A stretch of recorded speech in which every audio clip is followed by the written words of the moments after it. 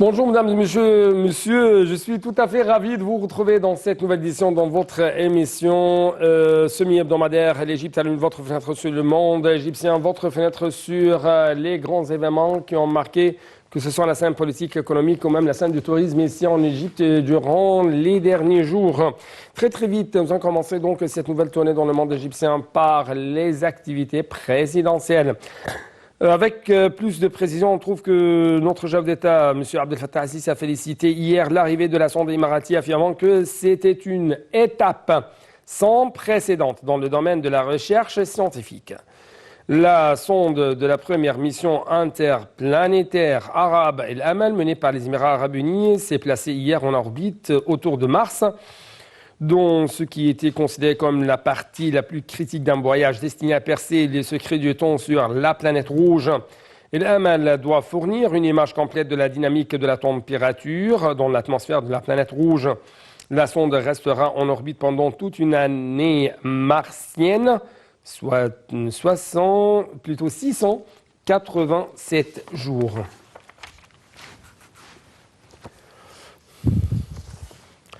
D'autre part, le président Abdel Fattah al-Sisi a enjoint hier d'accroître la dépendance sur l'industrialisation et la fabrication locale dans le cadre du projet de développement des campagnes égyptiennes. Le président Sisi s'est exprimé lors de sa réunion avec le Premier ministre Mostafa Madbouya en vue de suivre l'état d'avancement du projet de développement des campagnes égyptiennes. Le chef de l'État a également revu le plan d'investissement de la prochaine année fiscale qui devra comprendre la hausse de l'investissement de la part du gouvernement.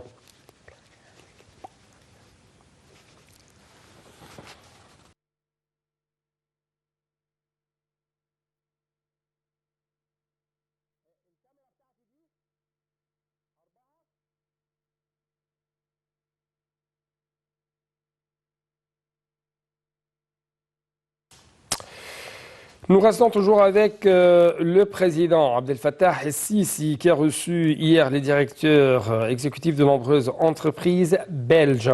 Lors de l'entretien, le chef de l'État a réitéré l'intérêt qu'accordait l'Égypte à l'attraction des investissements étrangers directs dans le domaine de la production des énergies renouvelables et nouvelles. Et lors de cette réunion séparée avec le directeur exécutif d'entreprise de dragage belge DEME, le président Sisi a examiné les travaux de dragage et de développement en cours dans le lac de Bardaoul, dans le nord du Sinaï. Salam Mahrabi, les explications. Le président Abdel Fattah el-Sisi a réitéré l'intérêt qu'accordait l'Égypte à l'attraction des investissements étrangers directs dans le domaine de la production des énergies nouvelles et renouvelables. Le chef de l'État a fait cette déclaration en recevant hier les directeurs exécutifs de nombreuses entreprises belges. La rencontre a porté sur le renforcement de la coopération avec le regroupement belge qui inclut l'entreprise de dragage DEME, celle du port d'Antwerp, à la société Fluxy qui veille à la protection de l'environnement en produisant de l'hydrogène écologique qui entre dans la fabrication de l'énergie.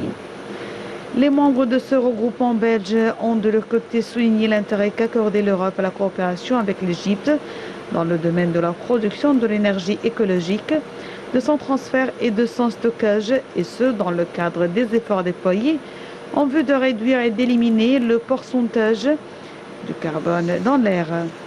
Ils ont ajouté que l'Égypte possédait des privilèges naturels exemplaires et une atmosphère favorable aux investissements. Et lors d'une réunion séparée avec le directeur exécutif de l'entreprise de dragage belge, le président Sisi a examiné les travaux de dragage et le développement en cours dans le lac Bardaoul, dans le nord du Sinaï.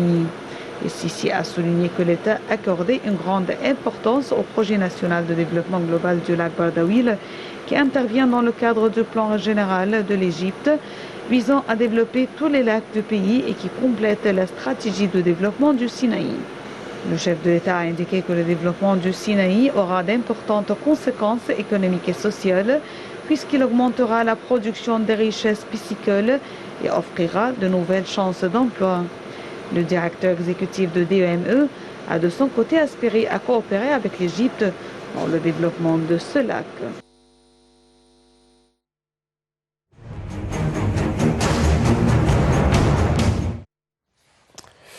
Nous poursuivons toujours les activités du président Abdel Fattah el-Sisi qui a inspecté en fait lundi les lieux de projet de construction de la nouvelle capitale administrative. Parmi les projets que le président a visités et qui abritent même la plus grande mosquée au monde, plutôt c'est le centre culturel islamique de l'Égypte. Le président a en outre passé en revue le siège du Conseil des députés dans la nouvelle capitale et qui s'avère le Parlement le plus spacieux au Proche-Orient.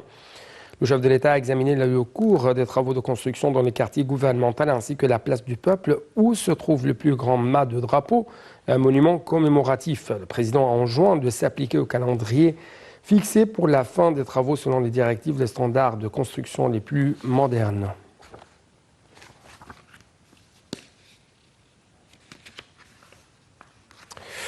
Le ministre égyptien des Affaires étrangères, M. Sameh Shoukry, a examiné avec son homologue jordanien Ayman As-Safadi les préparatifs de la réunion urgente de la Ligue arabe sur la cause palestinienne. Les deux chefs de la diplomatie ont échangé les vues sur les questions régionales d'intérêt commun et ont examiné les moyens de renforcer les relations bilatérales.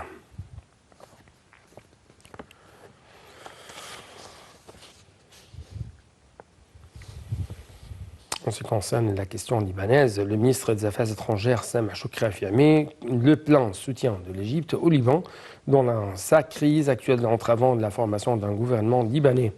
Les déclarations de M. Shoukry interviennent lors de ses entretiens dimanche avec son homologue libanais, Charbel Louébé. Les deux responsables ont abordé plusieurs dossiers d'intérêt commun. Pour sa part, le chef de la diplomatie libanaise a apprécié le rôle axial que joue l'Égypte et son soutien permanent au Liban.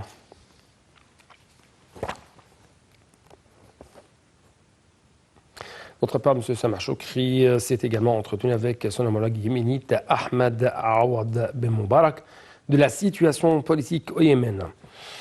Le porte-parole du ministère a déclaré que les deux ministres avaient évoqué les perspectives de la solution politique au Yémen et des moyens de soutenir les efforts déployés par le gouvernement yéménite afin de réaliser la paix et la stabilité dans le pays. Shoukry a exprimé l'engagement de l'Égypte à soutenir les efforts du gouvernement yéménite visant à réaliser la sécurité et la stabilité et à relancer le développement dans le pays. Pour sa part, le chef de la diplomatie yéménite a mis l'accent sur la profondeur des relations entre deux pays, manifestant l'intérêt du gouvernement de son pays à promouvoir les cadres de coopération bilatérale avec l'Égypte au cours de la prochaine période au niveau des domaines prioritaires.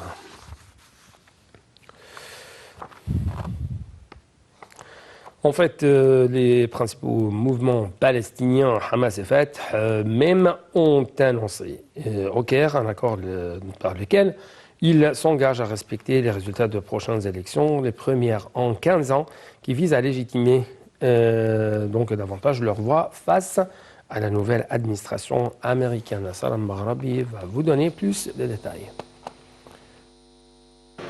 Après de nombreux reports et rumeurs, le président palestinien Mahmoud Abbas a signé le 15 janvier, quelques jours avant l'entrée en fonction de Joe Biden à la Maison-Blanche, un décret pour la tenue d'élections législatives et présidentielles en mai et juillet prochains respectivement.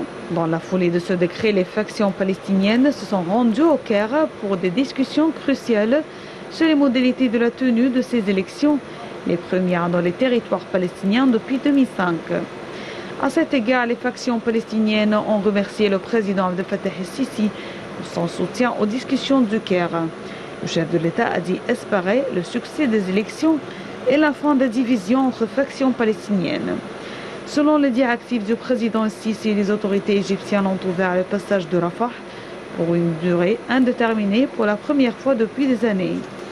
Selon un communiqué conjoint résultant des discussions, les factions palestiniennes ont convenu sur le principe d'un tribunal électoral consensuel pour superviser l'ensemble du processus électoral, incluant les résultats. Les factions se sont aussi entendues pour tenir les élections en Cisjordanie, où vivent 2,8 millions de Palestiniens et dans la bande de Gaza, où seule la police palestinienne et aucun autre mouvement armé ne pourra protéger les bureaux de vote, précise le communiqué du Caire. À ce propos, les factions palestiniennes se sont engagées à assurer l'égalité des chances de toutes les listes électorales. De nouvelles discussions sont prévues en mars en Égypte pour peaufiner cet accord qui doit encore être transmis à Mahmoud Abbas.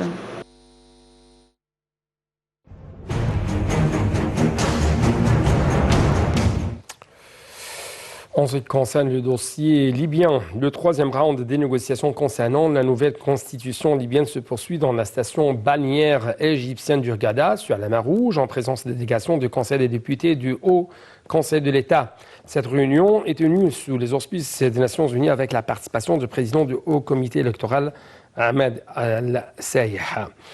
Les négociations portent sur les modalités de la tenue d'un référendum sur la nouvelle constitution libyenne. Lors de la séance d'ouverture, le président du comité national chargé du dossier libyen a souligné l'importance de profiter de l'atmosphère positive qui règne sur la crise libyenne depuis le choix de la nouvelle autorité exécutive et l'adoption des résolutions du comité militaire 5+5. Lors de sa première apparition officielle, le nouvel envoyé de l'ONU pour la Libye, Jan Kubis, a de son côté remercié l'Égypte pour avoir soutenu les solutions politiques et pour avoir accueilli ce round des négociations. Il a mis l'accent sur l'importance de cette réunion puisqu'elle concerne les modalités de la tenue du référendum qui touche directement les citoyens.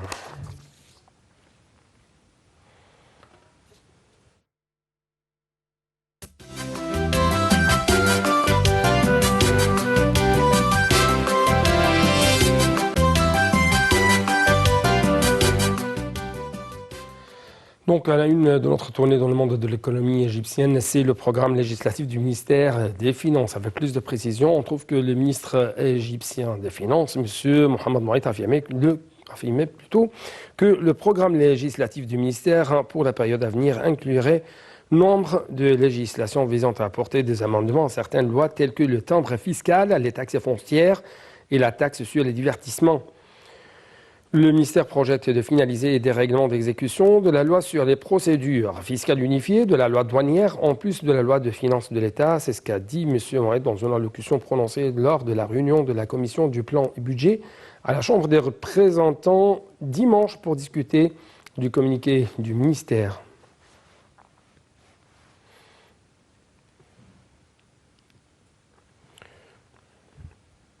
Les problèmes de devises, de déficit budgétaire chronique et des infrastructures ont été résolus. C'est ce qu'a déclaré encore une fois Mohamed Mourad, le ministre égyptien des Finances, lors du 4e séminaire en ligne de la conférence intitulée « L'Égypte en peut ou plutôt l'Égypte peut par l'industrie ». M. Mourad a déclaré que l'État avait des législatives stables et des politiques monétaires réussies, avait réglé de grands problèmes des industriels au bénéfice des citoyens. Il a ajouté que l'Égypte était soucieuse de stimuler les investissements. Selon ses propres déclarations, nous œuvrons pour lever les obstacles à l'industrie et à l'agriculture afin d'augmenter la production locale et de fournir les produits nécessaires à l'exportation. Fin de citation. L'État a largement stabilisé les politiques financières, fiscales et douanières, a-t-il dit, ajoutant que les investissements étrangers ne viendraient pas dans le pays sans au préalable les investissements locaux.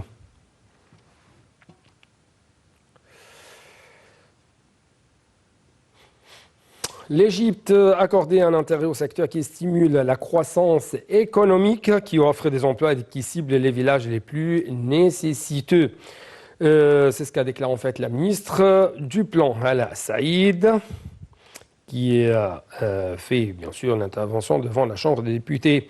Elle a ajouté que les investissements publics ont augmenté de 66% au cours du 2018-2019 et 2020-2021 par rapport aux 3 années précédentes et plusieurs initiatives de développement sociétal dans l'initiative Une vie décente.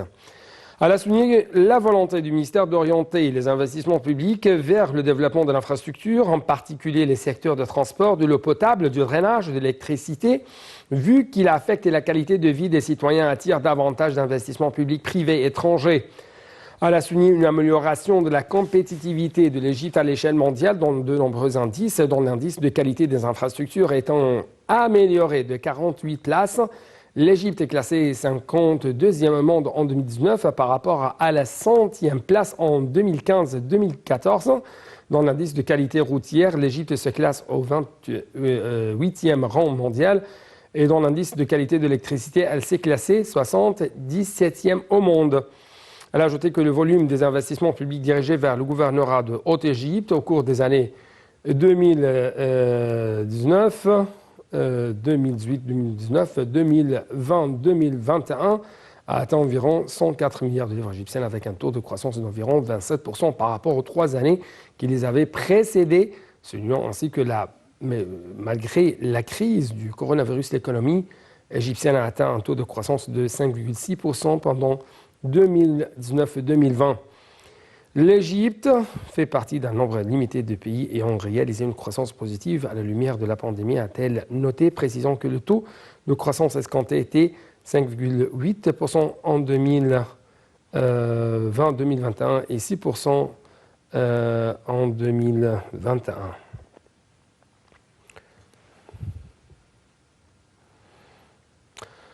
D'autre part, le service d'information du gouvernement SIG1 confirmé que le canal de Suez avait résisté aux retombées négatives de la pandémie mondiale du coronavirus et avait même réussi à relever de nombreux défis résultant de la crise, dont le plus important était le ralentissement du commerce mondial et la régression des indices d'économie du monde. Salah Al-Marabi et les explications.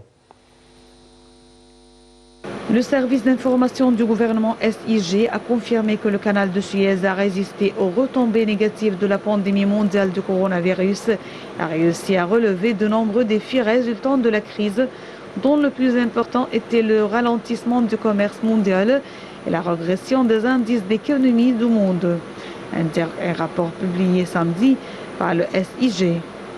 Ce rapport comprend des infographies qui jettent la lumière sur la résilience du canal de Suez, malgré la baisse du prix du baril de pétrole et la perturbation du commerce mondial. Il a souligné que le canal avait appliqué une kyrielle de mesures attrayantes et flexibles liées aux politiques de marketing et de tarification pour transmettre et attirer de nouveaux clients, ce qui s'est reflété clairement dans le nombre record enregistré par le canal en termes de nombre de navires de passagers cargo, ainsi que les institutions internationales louant la grande importance que joue le canal dans le mouvement de navigation internationale et stimulant les investissements en Égypte. En ce qui concerne les gains du canal de Suez, dû à ces facteurs, le rapport a indiqué que l'augmentation du nombre de bateaux traversant le canal en 2020 au cours de l'année 2019 s'élevait à 913, tandis que le nombre de navires de marchandises diverses traversant le canal dans la même année s'élevait à 293 navires. Le canal a également attiré 686 méthaniers en 2020, en plus de 114 pétroliers sur la route Amérique-Asie. Le rapport a évoqué certaines attestations internationales concernant le canal de Suez, soulignant que l'organisation a déclaré que les mesures de facilitation du transit par le canal de Suez ont contribué à attirer les méthaniers en provenance des États-Unis vers l'Asie du Nord-Est.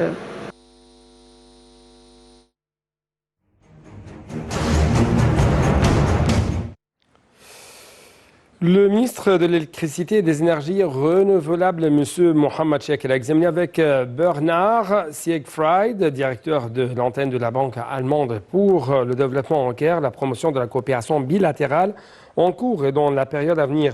Le ministre a salué jeudi la collaboration distinguée entre deux bords au niveau de financement de projets du secteur de l'électricité. Il l'a considéré étant la preuve évidente du succès réalisé dans la gestion des projets en Égypte.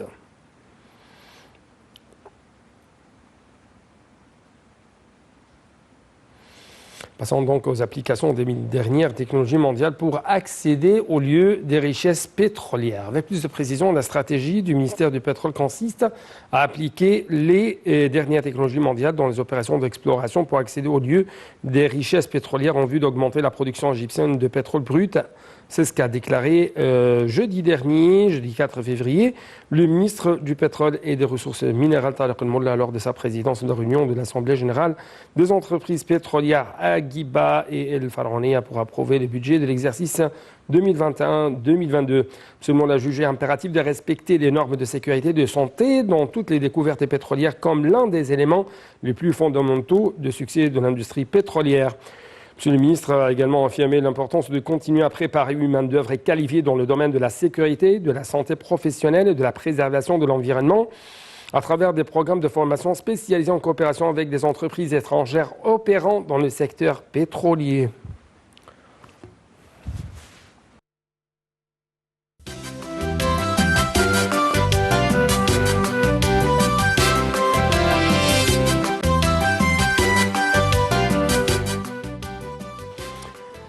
Terminons donc notre tournée dans le monde égyptien par le tourisme. Cette fois-ci, le musée égyptien de Tahrir a lancé le projet de restauration des planches en bois du haut fonctionnaire Ezir,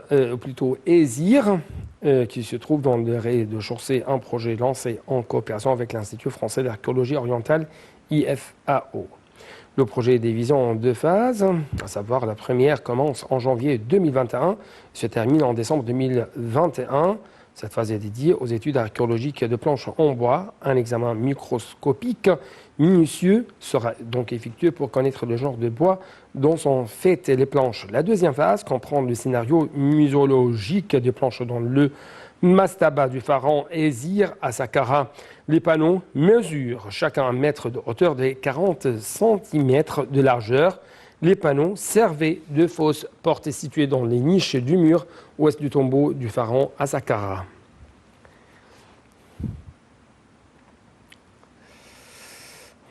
Encore une fois, très rapidement, 16 momies ont été découvertes par la mission archéologique égypto-dominicaine opérant dans les temples de Taposis Magna, à l'ouest d'Alexandrie. La trouvaille fut découverte dans des catacombes sculptées dans les rochers déjà connus pendant la période gréco-romaine. D'ailleurs, la mission a découvert lors des travaux de fouilles de momies dans un mauvais état de conservation des restes de cartonnage en or, en plus d'amulettes en feuilles dorées, plutôt sous la forme d'une langue. Ces dernières ont été trouvées dans la bouche d'une momie. Selon la présidente de la mission, parmi les momies découvertes, 2 ont été trouvées emballées par des couches en lin sur lesquelles se trouvaient les restes d'une couche cartonnage portant des inscriptions dorées. La première momie porte des inscriptions pour Osiris. Contre la deuxième, elle porte une couronne ornée du cobra. Donc avec ces dernières découvertes, des momies de l'époque gréco-romaine à Alexandrie, nous arrivons à la fin de cette édition. Merci beaucoup pour votre attention et à la prochaine.